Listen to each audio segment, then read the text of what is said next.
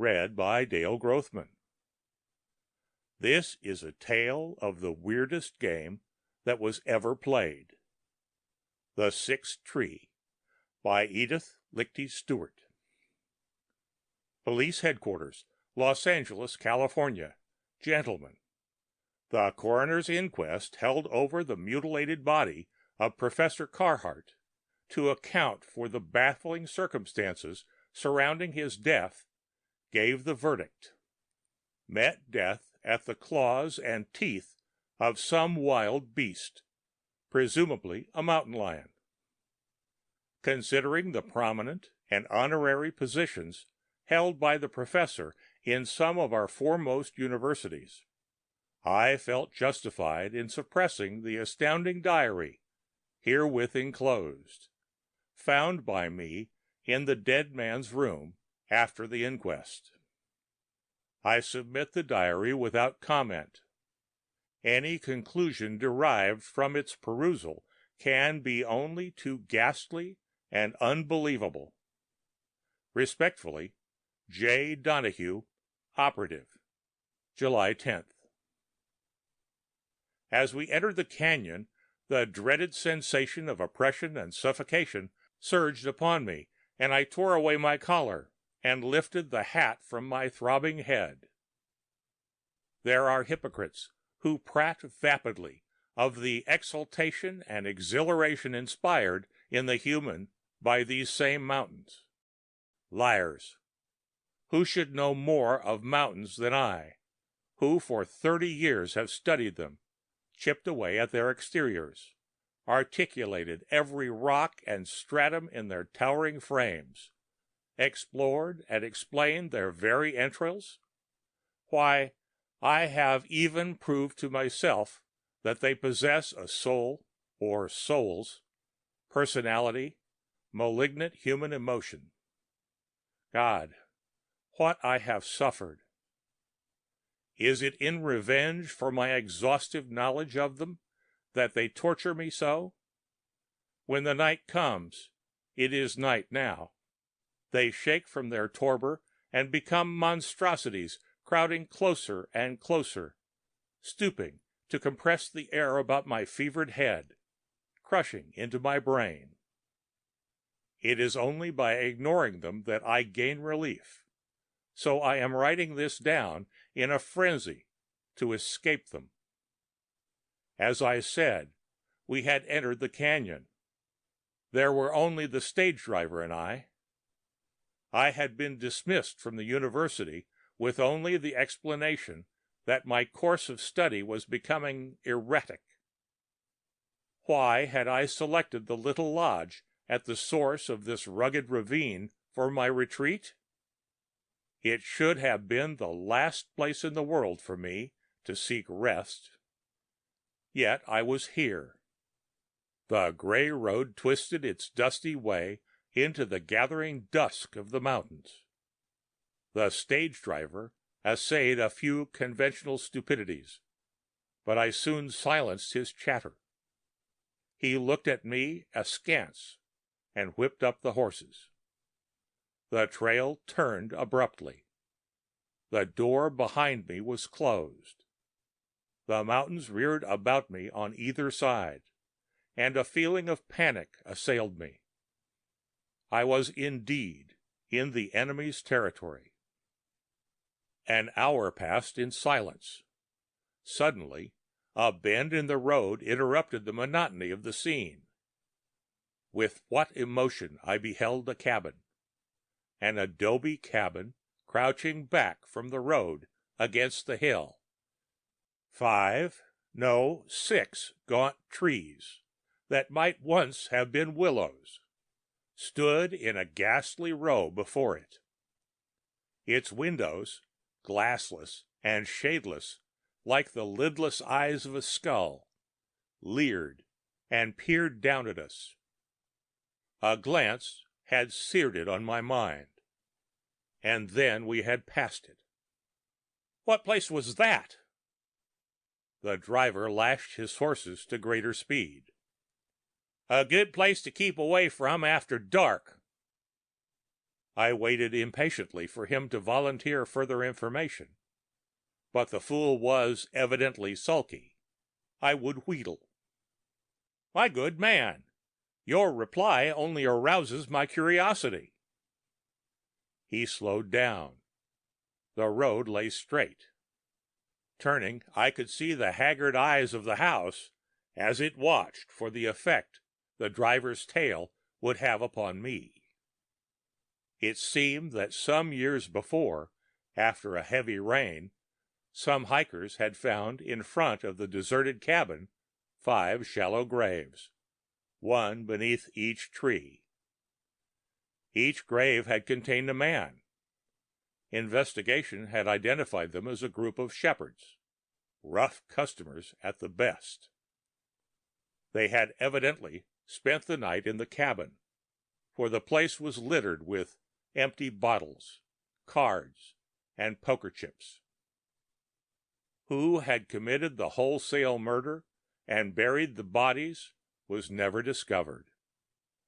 Rumor had it that the 5 shepherds had located a mine back in the mountains and had hired a geologist to go with them to assay the ore, but this was never substantiated.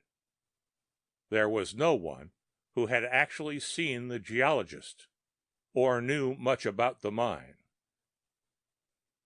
"Where are the bodies now?" The driver shrugged.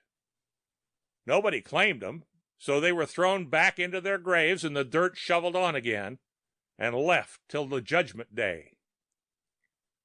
"Well, if they are dead and disposed of till the day of judgment, why are you afraid of this place?"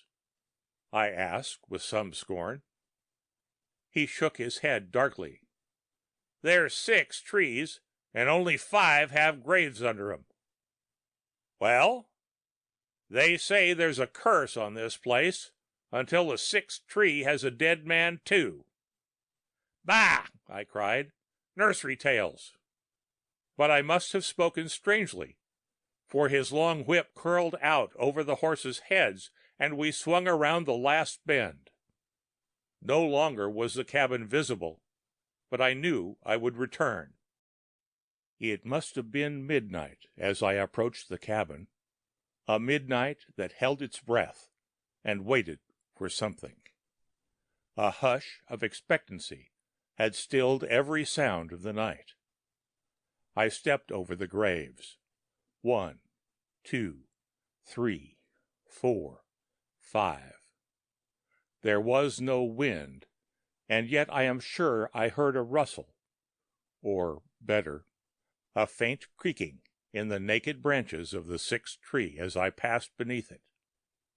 Suddenly I halted. My heart swelled and burst into a volley of stifled beatings. There could be no illusion. A wan, lurid glow slowly grew from the surrounding darkness. There was a light within the cabin.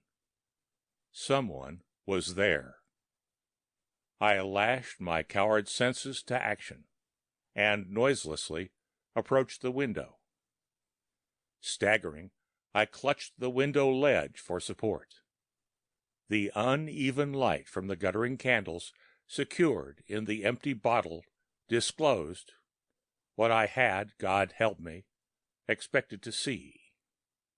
They, 1, 2, 3, 4, 5 of them. They were there, the same, and yet how infinitely horrible. Lifeless, yet with terrible restlessness, they played at their everlasting cards. Their dank hair hung in wisps over sunken eyes. The leathery skin of their faces sagged loosely over fleshless skulls. Their clothes hung in tatters, slimed with earth and mud. And their hands. Fascinated, in terror, I watched those lean, blackened claws deal the mildewed and ragged cards. Their nails, long and broken, scratched over the rough table as they clinked at the chips. They were intent on their game, unaware of my presence. But even as I gratefully assured myself of this, their eyes were on me. There was no hate, no fury, no fiendish glee in their expression. Rather a blankness, a patient waiting. They had ceased to play. All the waiting in the universe concentrated about me. There was a vacant place beside the dealer. When I could insist no longer, I went within. The dawn lay pallid on the hills when I flung away from the cabin. There was no sound or motion from the sixth tree as I sank from its reaching fingers. When clear of it, I ran in the madness of terror to the hotel, locked my door, and fell sobbing in wrath and exhaustion on the bed. I had lost. There was no depth to the agony of my soul. We were playing for no obvious stakes, but only too well I knew the prize for which we fought. There would be 2 more nights of play, with 2 more chances to win. I arose, bathed my scorching brow, and all day I sat figuring. As a man of science, I had often scoffed at the thing called luck, for any game of cards must be reduced to some science or system. Night found me triumphant. Scarcely could I wait for the darkness that I might hasten to their humiliation. And that night I won. I won, I say. They were waiting for me as before. The cards were dealt, and then I proved that all things are explained by science. A man so learned can hold the world in his hand, immune from the uncertainties of chance and accident. My triumph grew as the dawn approached. I grew reckless. I chuckled. I laughed. I taunted them in their ghastly dead faces. They sat immobile, playing. Their silence infuriated me.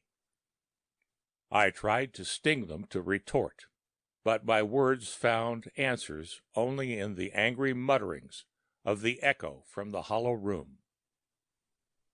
Then, as before, the candle choked and expired, like a dying man, and their wasted forms faded into the shadows of the cabin.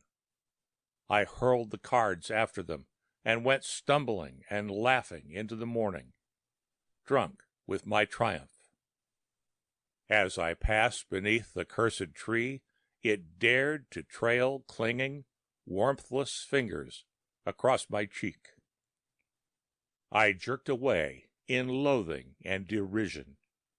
I still can feel the iciness of its touch.